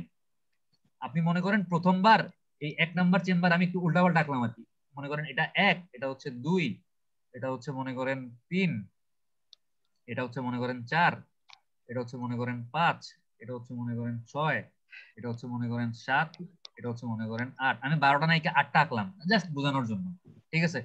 তো মনে করেন আমি 1 নাম্বার চেম্বারে হচ্ছে ইট লোড করতেছি, আমি হচ্ছে 8 নাম্বার চেম্বার থেকে ইট আনলোড করতেছি, এটা হচ্ছে প্রথমবার। এরপরে আবার কি করব, আবার 2 নাম্বার দিয়ে লোড করব, আবার 1 নাম্বার থেকে আনলোড করব না? জিনিসটা বুঝছেন? জি স্যার, বুঝছি স্যার। মানে এক একবার আমার এক একটা চেম্বার তো এক এক কাজ করতেছে, তার মানে আমি 2 নাম্বারে যখন লোড করতেছি 1 নাম্বার থেকে আনলোড করতেছি, 3 নাম্বারে যখন আবার লোড করব 2 নাম্বার থেকে আনলোড করব, তো এখন আমার তো কন্টিনিউয়াস ইটের সাপ্লাই লাগতেছে। একটা চেম্বার থেকে আমি ইট বাইর করতেছি রেডি ইট, এবং ওই চেম্বারে আমাকে আবার নতুন করে কাঁচা ইট ঢুকানো লাগতেছে। এখন এরকম কাঁচা ইটের সাপ্লাই আমার কন্টিনিউয়াস যদি না হয় তাহলে আসলে দেখা যাবে যে এই হফম্যান ক্লিনের যে পারপোজ বা আমি খরচ কমানোর জন্য বা কন্টিনিউয়াস ব্রিক সাপ্লাইয়ের জন্য যে জিনিসটা চিন্তা করলাম এটা আসলে ওইভাবে আমি পাবো না, কারণ কন্টিনিউয়াস আপনাকে কাঁচা ইট সাপ্লাই দিতে হবে পোড়ার জন্য এটার ভিতরে। আচ্ছা, এরপর দেখেন যে desirable characteristics of good brick, একটা ভালো ইটের মধ্যে আমরা কি কি বৈশিষ্ট্য চাই। ওই যে ফার্স্ট ক্লাস ব্রিকের যে বৈশিষ্ট্যগুলো পড়ছিলেন, ফার্স্ট ক্লাস ব্রিককে কোন গ্রেড বলে বলেন তো? কি grade? S grade. S grade বলে, হ্যাঁ। সেকেন্ড ক্লাস ব্রিককে কি বলে, কোন গ্রেড? A grade. আর থার্ড ক্লাস ব্রিককে বি গ্রেড। হ্যাঁ, দেখেন একটা ভালো ব্রিকের আমরা কি কি বৈশিষ্ট্য চাই দেখেন। এই ফার্স্ট ক্লাস ব্রিকের বৈশিষ্ট্য আর একটা মানে গুড ব্রিকের বৈশিষ্ট্য same, The color of brick should be uniform. It may be deep red or yellow. Brick should be uniform in shape with all its edges sharp, straight, and at right angle to each other. এটাও আমরা দেখছি first class ব্রিকের বৈশিষ্ট্য। Size of the brick should be standard. এটা সেন্টিমিটারে বলছে, আমরা দেখছি ইঞ্চিতে, 9.5, 4.5 আর 3 মনে হয়। Is prescribed by Bangladesh standard. ঠিক আছে, দেখেন BDS বাংলাদেশ স্ট্যান্ডার্ড 2002 একটা স্ট্যান্ডার্ড ব্রিকের সাইজ বলা আছে। যদি ইঞ্চিতে হয় তাহলে হইতে হবে কত? 9.5 ইনটু 4.5 ইনটু কত? 3 না? জি স্যার, 9.5, 4.5, 3। আর যদি ইঞ্চিতে সেন্টিমিটার হয় তাহলে কত? 24 centimetre into 11.5 centimetre into 7 centimetre. তো মানে এই দুইটাই একটু মনে রাখার চেষ্টা করেন। স্ট্যান্ডার্ড ব্রিকের সাইজ কত? এই কোশ্চেনটা দেখবেন ভাইভাতেও করবে, অনেক জায়গায় পাবেন এরকম কোশ্চেন। আচ্ছা, the brick should have fine, dense and compact and uniform texture. এটাও আমরা আগে দেখছি যে ব্রিকের টেক্সচারটা খুব ভালো হইতে হবে, ইউনিফর্ম হইতে হবে। First class brick should not absorb water more than 10% of its own dry weight. এটাও আমরা দেখছি after immersion of 24 hours in cold water. Crushing strength more than 280 kg per centimeter square mean value and 245 kg per centimeter square individual minimum value. এটাও আমরা দেখছি first class ব্রিকের বৈশিষ্ট্য দেখার সময়। BDS 2002 Bangladesh standard 2002 তে এই ভ্যালুগুলো হচ্ছে মানে গাইডলাইনের মধ্যে বলে দেয়া আছে। The brick should be so hard that fingernail should not be able to make any impression on its surface when scratched. মানে নখ দিয়ে আঁচড় দিলে কোনো দাগ পড়বে না, ব্রিকের সারফেসটা এতটাই শক্ত হবে। এটাও আমরা জানি আমাদের first class plus second class এই দুই ধরনের ব্রিকের জন্যই কি কোনো নেইল ইমপ্রেশন করতে পারবে না। তারপর দেখেন যে two brick when struck against each other should emit ringing sound. দুইটা ইটকে যখন আমি একটা সাথে একটাকে বাড়ি দিব, ধাতব সাউন্ড বা মেটালিক সাউন্ড বা এরকম ঝনঝন আওয়াজ হোক, মানে একটা মেটালিক সাউন্ড হইতে হবে, একটা রিঙ্গিং সাউন্ড হইতে হবে। Brick should be sound proof and also of low thermal conductivity. আপনি যে ইটটা তৈরি করতেছেন এই ইটটা সাউন্ড প্রুফ হইতে হবে এবং টেম্পারেচার কন্ডাক্টিভিটি কম হইতে হবে। কারণ আপনি যদি এই ইটটা ইউজ করে আপনার বাসার দেয়াল বানান, আপনি অবশ্যই চাবেন কি বাইরের আওয়াজ যেন আপনার বাসার ভিতরে না আসে, বাইরের গরম আবহাওয়া বা টেম্পারেচার যেন আপনার বাসার মধ্যে না আসে। বাট ইট যদি সাউন্ড প্রুফ না হয়, বাইরে সাউন্ড হইলে আপনার ঘরের মধ্যে আওয়াজ হবে। বাইরে টেম্পারেচার যদি আপনার বেশি থাকে, আপনি বাসার মধ্যে বসেও কি করবেন? গরম ফিল করবেন, দেখবেন যে আপনার গরম লাগতেছে। আচ্ছা, brick should not break when dropped flat on a hard ground from a height of 1 meter. ইটগুলোকে যদি 1 মিটার উপর থেকে একটা সমান জায়গার উপর, 1 মিটার মানে কত? 3.28 ফিট, মানে 3.5 ফিটের মতো উপর থেকে যদি একটা সমান জায়গার উপর আপনি ফালান, ইটটা যেন না ভাঙে। ঠিক আছে, এটা হচ্ছে আমাদের একটা মানে ভালো ব্রিকের ডিজায়ারেবল প্রপার্টি, মানে desirable characteristics of a good brick. ঠিক আছে, ওকে। এবার আমরা হচ্ছে আরেকটু দেখি কি কি আছে আমাদের। আর টেস্ট ফর ব্রিক। আচ্ছা, ব্রিক আপনার বিভিন্ন টাইপের টেস্ট করে, মানে ব্রিক গুলা ভালো নাকি খারাপ বোঝার জন্য ব্রিকের তো কিছু ফিল্ড টেস্ট আছে। এই যে উপরের টেস্ট গুলো আমরা বললাম যে নখ দিয়ে আঁচড় দিলে হচ্ছে দাগ পড়বে না, তারপর হচ্ছে কত 3 কত মিটার 1 মিটার 3.28 ফিট উপর থেকে ফেললে ভাঙবে না। তারপর হচ্ছে আপনার দুইটা ইটকে বাড়ি দিলে হচ্ছে মেটালিক সাউন্ড হবে। মানে এগুলো হচ্ছে বেশিরভাগই ফিল্ড টেস্ট, মানে আপনি তারপর গায়ের মধ্যে কি থাকবে না, লবণ থাকবে না, এই জিনিসগুলো হচ্ছে আপনি ফিল্ডে সরাসরি দেখে হচ্ছে মানে বুঝতে পারবেন যে ইটটা ভালো না খারাপ। বাট ইটের কিছু ল্যাবরেটরি টেস্টও আছে, আপনি ল্যাবরেটরিতে টেস্ট করে বুঝবেন। প্রথমটা কি? Absorption of water test. Already দেখছেন যে 24 ঘন্টা ঠান্ডা পানিতে ভিজিয়ে রাখার পরে যদি 10% এর বেশি পানি অ্যাবজর্ব না করে তাহলে কি ক্লাস ব্রিক? First class. যদি এটা sir 10% first class, S grade.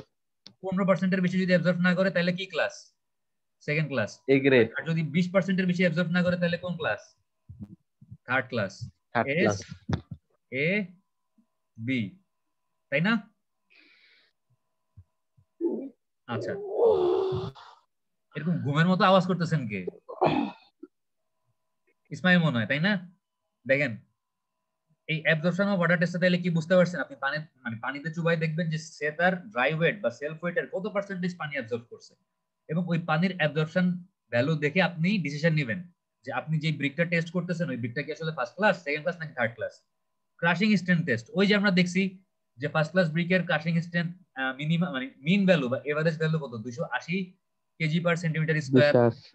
মিন ভ্যালু কত? 245 কেজি পার সেন্টিমিটার স্কয়ার। তার মানে আপনি হচ্ছে এরকম ইটগুলাকে ক্রাশ করবেন, মানে কি কম্প্রেশন দিয়ে ভাঙবেন। এরকম একটা কম্প্রেশন টেস্টিং মেশিনের মধ্যে চাপ দিবেন, চাপ দিয়ে ভেঙে দেখবেন যে আপনার ভাঙতে কতটুকু ফোর্স অ্যাপ্লাই করা লাগতেছে। এবং বা কতটুকু লোড অ্যাপ্লাই করতে হচ্ছে, এই লোডের ভ্যালুর উপর বেস করে আপনি ডিসিশন নেবেন যে ইটটা কি আসলে ফার্স্ট ক্লাস, সেকেন্ড ক্লাস নাকি থার্ড ক্লাস। হার্ডনেস টেস্ট এটা আপনি কেমনে করবেন? ওই যে আপনি 1 মিটার বা 3.28 ফিট উপর থেকে হচ্ছে ইটটাকে ফালাই দিবেন, ফালাই দিয়ে দেখবেন যেটা ভাঙতেছে নাকি ভাঙতেছে না। শেপ এন্ড সাইজ টেস্ট, আপনি দেখবেন যে ইটের শেপ সাইজ এগুলো ঠিক আছে কিনা। সাউন্ডনেস টেস্ট, আপনি দুইটা ইটকে বাড়ি দিয়ে দেখবেন যে মেটালিক সাউন্ড হয় কিনা। Test for presence of soluble salts, আপনি ইটটা নিয়ে ইটের সারফেসের মধ্যে কোনো লবণ আছে কিনা খেয়াল করবেন। যদি লবণ থাকে তাহলে বুঝতে হবে কি এফ্লোরোসেন্স আছে বা এফ্লোরোসেন্স হইতেছে। যদি দেখেন যে কোনো লবণ বা সাদা দাগ নাই বা সাদা স্পট নাই, তাহলে বুঝবেন যে আপনার ব্রিকটা হচ্ছে ফ্রি অফ এফ্লোরোসেন্স, মানে কোনো লবণ নেই। আচ্ছা, এরপর দেখেন কালারিং অফ ব্রিক, মানে ইটকে হচ্ছে কিভাবে রং করে বা ইটের কালার আসলে কিছুর উপর ডিপেন্ড করে। The colour of the brick depends upon the following factor, মানে নিচের জিনিসগুলোর উপর হচ্ছে ইটের কালার ডিপেন্ড করে। তো দেখেন কি কি জিনিসগুলা। বার্নিং টেম্পারেচার অফ ব্রিক, ইটকে হচ্ছে কত ডিগ্রি টেম্পারেচারে পোড়ানো হচ্ছে, টেম্পারেচারের উপর হচ্ছে ইটের কালার ডিপেন্ড করে। Type of fuel used during burning, আপনি কোন ধরনের ফুয়েল ইউজ করে ইটগুলাকে পোড়াচ্ছেন। আপনি কি কয়লা ইউজ করতেছেন, আপনি কি কাঠ ইউজ করতেছেন, আপনি কি ইউজ করতেছেন, এই ফুয়েলটার মানে টাইপের উপর ডিপেন্ড করে ইটের কালার দেখা যায় যে চেঞ্জ হয়। Chemical composition of the brick earth, আপনি যে মাটিটা ইউজ করে ইটটা তৈরি করতেছেন ওই মাটির কেমিক্যাল কম্পোজিশন কিরকম, এটার উপর বেস করে ইটের কালার চেঞ্জ হয়। যদি ইটের মধ্যে ফেরাস অক্সাইড বা আয়রন অক্সাইড বেশি থাকে তাহলে কি হবে, আপনার ইটের কালার দেখা যাবে বেশি মানে লাল লাল হবে। আর যদি এই আয়রন অক্সাইডের পরিমাণ কম থাকে তাহলে কি দেখবেন ইটের কালার একটু হলদেরে টাইপের হইছে। আচ্ছা, nature of sand use during moulding, আপনি যখন ইটটাকে মোল্ড করবেন, মোল্ডের মধ্যে হচ্ছে ইটটাকে মোল্ড করবেন অবশ্যই। আচ্ছা, আজানটা শেষ হোক।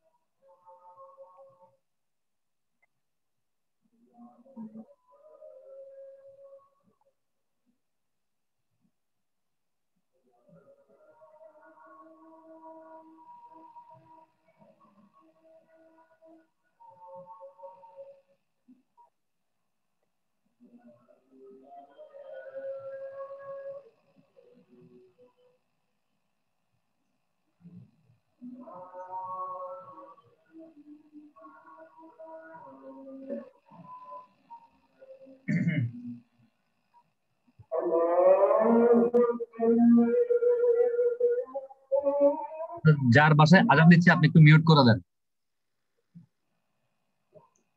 আচ্ছা, আমরা শুরু করি। দেখেন, জি sir.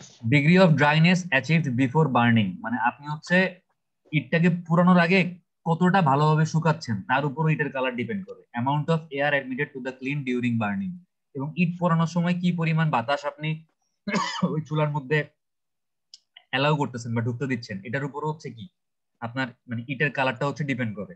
The colour attained by any of the above causes is known as the natural colour of the brick, উপরের কারণগুলাতে বা উপরের কারণগুলা মানে প্রোভাইড করার কারণে বা উপরের সিস্টেমগুলোর কারণে আপনার ইটটা যেই কালারটা পাবে এইটাকে বলা হচ্ছে ইটের ন্যাচারাল কালার, মানে এখানে কিন্তু আপনি আর্টিফিশিয়াল কিছু করেন নাই। তারপর কিন্তু brick can be coloured artificially also, মানে ইটকে চাইলে আপনি আর্টিফিশিয়ালিও কালার করতে পারেন। কিভাবে? By dipping immersing in colouring mixture, মানে রং আপনি রঙের মধ্যে এরকম কালারিং মিক্সচারের মধ্যে ইটটাকে চুবাইলে আপনি একটা আর্টিফিশিয়াল কালারের ব্রিক প্রডিউস করতে পারেন। By mixing appropriate colouring material during preparation of brick earth অথবা ক্লে, আপনি যখন ইট তৈরি করার জন্য ওই মাটিটা বা ক্লেটা প্রস্তুত করবেন তার সাথে আপনি বিভিন্ন টাইপের কালারিং ম্যাটেরিয়াল ইউজ করে ইটের কালার আপনার মানে আপনার পছন্দ মতো কালার আপনি তৈরি করতে পারেন। এরপর দেখেন ফায়ার ব্রিক আর রিফ্লেক্টরি ব্রিক। ফায়ার ব্রিক হচ্ছে কোনগুলো, যে ব্রিক মানে যে ইটগুলো হচ্ছে অনেক অতিরিক্ত মানে উচ্চ তাপমাত্রা সহ্য করতে পারে, These bricks are manufactured from specially designed earth so that after burning they can withstand very high temperature without affecting its shape, size and strength. মানে এরা হচ্ছে আপনার মানে পোড়ার পরে অনেক অতিরিক্ত বা উচ্চ টেম্পারেচার সহ্য করতে পারে এবং এদের শেপ সাইজের কোনো পরিবর্তন হয় না। এই রিফ্র্যাক্টরি ব্রিক বা ফায়ার ব্রিকের they are used for lining of chimney, মানে চিমনি তৈরি করার সময় বা ফার্নেস যে চুলার দেয়াল বা চিমনির যে দেয়াল, এই দেয়ালগুলো হচ্ছে এই রিফ্র্যাক্টরি বা ফায়ার ব্রিক ইউজ করে তৈরি করা হয় where usual temperature are expected to very high, কারণ এই চিমনিতে বা এই ফার্নেস বা চুলার মধ্যে হচ্ছে কি আপনার টেম্পারেচার নরমালের চেয়ে অনেক বেশি থাকে। তো এই দেয়ালগুলো যেন সহজে নষ্ট না হয় বা দেয়ালগুলো যেন অনেক হাই টেম্পারেচার অ্যাবজর্ব করতে পারে বা রেজিস্ট করতে পারে বা সহ্য করতে পারে, এজন্য যেসব কম্পার্টমেন্ট বা যেসব জায়গায় অনেক হাই টেম্পারেচার থাকবে নরমালি, ওইসব জায়গার দেয়ালগুলো আমরা চাইলে এই ফায়ার ব্রিক অথবা রিফ্র্যাক্টরি ব্রিক দিয়ে তৈরি করতে পারি। এবং এটা করা হয় কি, এই ইটটা তৈরি করতে যে মাটিটা ব্যবহার করা হচ্ছে ওই মাটিটার কেমিক্যাল কম্পোজিশন চেঞ্জ করে হচ্ছে এটা মানে টেম্পারেচার রেজিস্ট করার টেন্ডেন্সি বা হিট অ্যাবজর্ব করার ক্ষমতা বাড়ায় দেয়। ওকে, আমাদের মোটামুটি ব্রিক শেষ, আমরা নেক্সট দিন নতুন একটা টপিক শুরু করতে পারবো আশা করি। এবার হচ্ছে একটা ভিডিও দেখেন যে ব্রিক মানে আমরা 3টা কন্টিনিউয়াস ক্লিনের নাম বলছিলাম না, নাম বলতে পারবেন কি কি?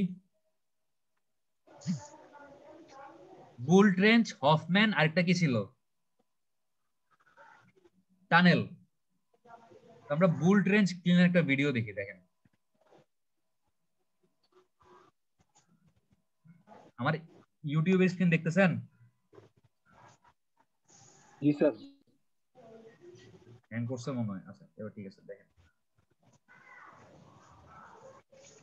এটাতে হিন্দিতে বুঝাই তো জন্য বন্ধ করে দিলাম। আমরা আমাদের ক্লাসের মধ্যে শুধু বাংলা আর ইংরেজিতেই কথা বলবো, আমরা হিন্দিতে কথা বলবো না। তো দেখেন এটা হচ্ছে একটা বুল ট্রেঞ্চ ক্লিন, ঠিক আছে? দেখেন এখানে আপনার চারপাশে এরকম অনেকগুলো কম্পার্টমেন্ট আছে, এখানে মনে হয় 12টার থেকে বেশি কম্পার্টমেন্ট আছে। আপনার এটার নাম বুল ট্রেঞ্চ কারণ হচ্ছে মাথাটা হচ্ছে কি ওই গরুর মাথার মতো, সেই জন্য এটার মনে হয় বুল ট্রেঞ্চ বলবো। মাঝখানে হচ্ছে চিমনিটা আছে আর চারপাশে হচ্ছে এরকম অনেকগুলো কম্পার্টমেন্ট আছে, ঠিক আছে? তো জাস্ট এটা বোঝার সুবিধার্থে হচ্ছে চিমনির ভিতরে কিরকম এটা আপনাদেরকে দেখানোর জন্য হচ্ছে মানে এই অ্যানিমেশনটা যে বানাইছে সে দেখাচ্ছে আর কি। অনেকগুলো কম্পার্টমেন্ট। আচ্ছা, এখানে হচ্ছে আপনার যতগুলা কম্পার্টমেন্ট বা যতগুলা চেম্বার, আপনি মেইনলি হচ্ছে পুরা মানে চেম্বার গুলাতে যে যে কাজগুলো হয় কাজটাকে হচ্ছে 3টা ভাগে ভাগ করতে পারেন। প্রথমে দেখেন কিছু লাল রঙের ইট দেখতেছেন না বাম দিকে, এই যে এখন যে লেখাটা আসছে, এখানে হচ্ছে পোড়া ইট গুলো ঠান্ডা হচ্ছে। এই চেম্বার গুলাতে কি হচ্ছে, পোড়া ইট গুলা ঠান্ডা হইতেছে, ঠিক আছে? আচ্ছা, এরপর দেখেন যে এই যে এখন যে লেখাটা যে ইট গুলার উপর আসছে হলুদ কালারের ইট, এই ইট গুলো হচ্ছে আসলে পুড়তেছে। এই চেম্বার গুলো হচ্ছে বার্নিং চেম্বার, ঠিক আছে? আচ্ছা,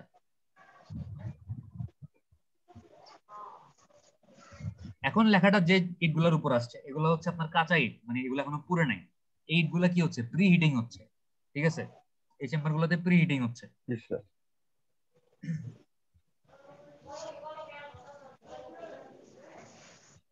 আচ্ছা, দেখেন এটার উপরে কি আছে, এরকম ছাদ আছে, পার্মানেন্ট রুফ আছে, এবং এই রুফের মধ্যেখানে দেখেন রুফের উপর এরকম ছিদ্র আছে না? যেই চেম্বারটাতে হচ্ছে ইট গুলা পুড়ে ওই চেম্বার বরাবর হচ্ছে ছিদ্রগুলা ওপেন করে। প্রত্যেকটা চেম্বারের উপরেই এরকম হোল থাকে, কারণ আমার তো এক একবার এক এক চেম্বারে ইট আমি পোড়াবো। তো যেই চেম্বারের আমি ইটগুলাকে কম্বাসন করব বা দহন করব বা পোড়াবো, ওই চেম্বারের উপরে এরকম গর্তগুলা দিয়ে হচ্ছে যে ফুয়েল কয়লা কয়লা হচ্ছে ভিতরে ঢুকে মানে প্রোভাইড করতেছে, ঠিক আছে? বুঝতে পারছেন?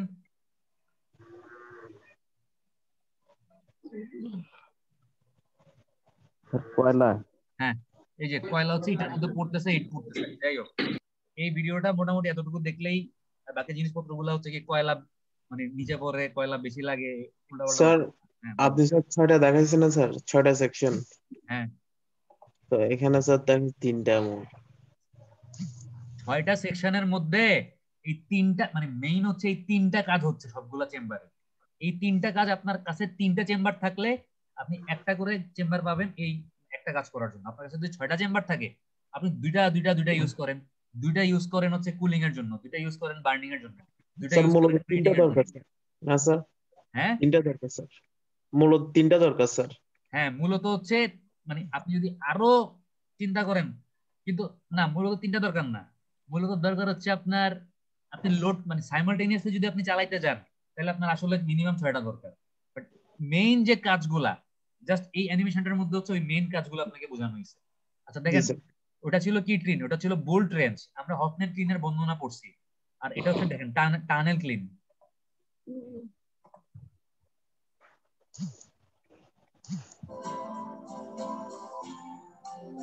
এখানে এরকম টানেল মানে টানেল কি বলবো, কম্পার্টমেন্ট গুলো হচ্ছে টানেলের মতো থাকে। ওয়াও, পুরো ট্রেন।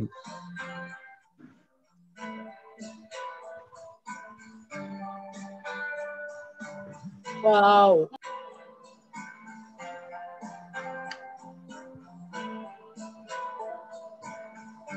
মহানগর এক্সপ্রেস।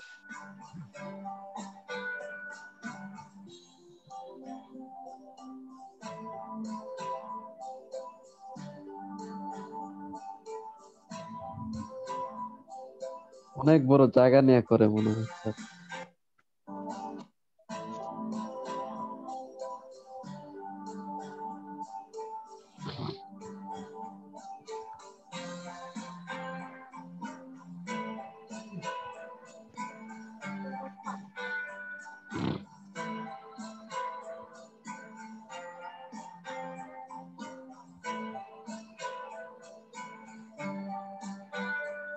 যে কাঁচা ইট গুলাকে হচ্ছে দেখেন টানেলের মধ্যে ঢুকাই দিচ্ছে।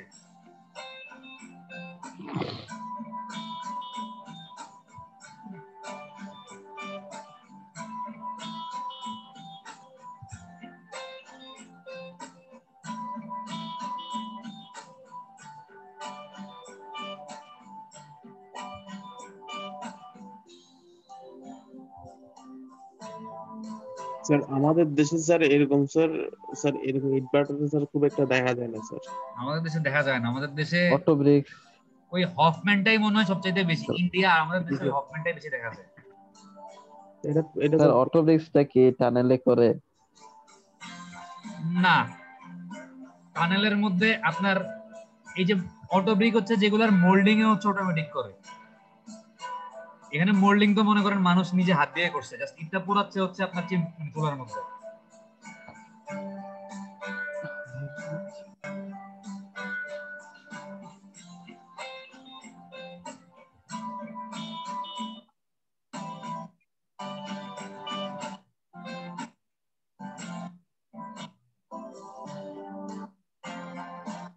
আচ্ছা এখানে টেম্পারেচার কেমনে ফ্লো করে এটা দেখাইছে,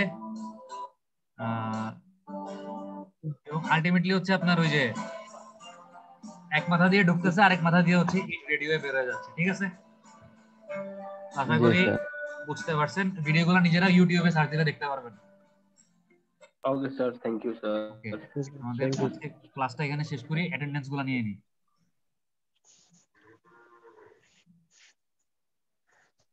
আমাদের এই ব্রেক টপিকটা শেষ, এখান থেকে কি কি পড়লাম আশা করি সবাই বুঝতে পারছেন, বা কি কি করতে নেক্সট হবে। টপিক কি স্যার? সিমেন্ট? না, এরপরে হচ্ছে আমরা শুরু করবো সম্ভবত হচ্ছে কি শুরু করতে, স্যান্ড শুরু করতে পারি, বালি। বালু? হ্যাঁ জি স্যার। এরপরে স্যার পাথর। দেখা যাক, আস্তে আস্তে আগাইতে থাকি। বাট ব্রিক তো মনে হয় বুঝছেন নাকি বুঝেন না, ওটা বলেন। স্যার বুঝছি স্যার। স্যার এটা তো স্যার এভাবে তো পরিবেশ আইনে মনে হয় স্যার এইভাবে ব্রিক পোড়া ইট ব্যবহার করা নিষেধ আছে। হ্যাঁ হ্যাঁ, পরিবেশ সেক্ষেত্রে স্যার আইনে বিকল্প আপনার কি হতে পারে? অনেক কিছু আছে যে আপনি চাইলে একটা লোকালয়ের মধ্যে ইটের ভাটা তৈরি করতে পারবেন না। দেখবেন ইটের ভাটাগুলা কিন্তু আপনি শহরে দেখবেন না, ওই গ্রাম সাইডে দেখবেন যে ইটের ভাটাগুলা করে, মানে যে জায়গায় পপুলেশন কম বা মানে স্যার এমনিতেই পোড়া দূষণ ইটের কম, বিকল্প? মানে প্রত্যেকটা জায়গাতে আপনার জি দূষণ মানে দূষণের মাত্রা কতটুকু হইতে পারবে একটা রেঞ্জ আছে। এখন শহরের বাতাসটা আগের থেকেই দূষিত, কারণ শহরে গাড়ি ঘোড়া বেশি। ওই জন্য গ্রাম সাইডে ইটের ভাটাগুলা করে যেন আপনার ওই ইটের ভাটার দূষণের পরে দূষণের মাত্রা নির্দিষ্ট রেঞ্জকে ছাড়ায় না যায়। আচ্ছা, রোল নাম্বার 1 তানভীর আছেন?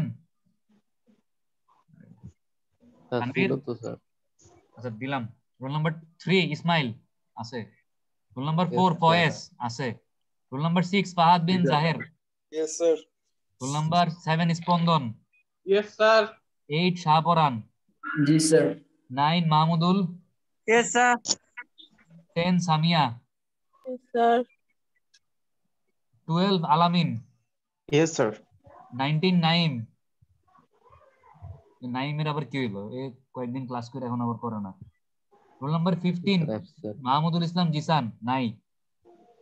রোল নাম্বার 21 ইফতি আহমেদ ভুইয়া, তো একটা ক্লাসও করে নাই।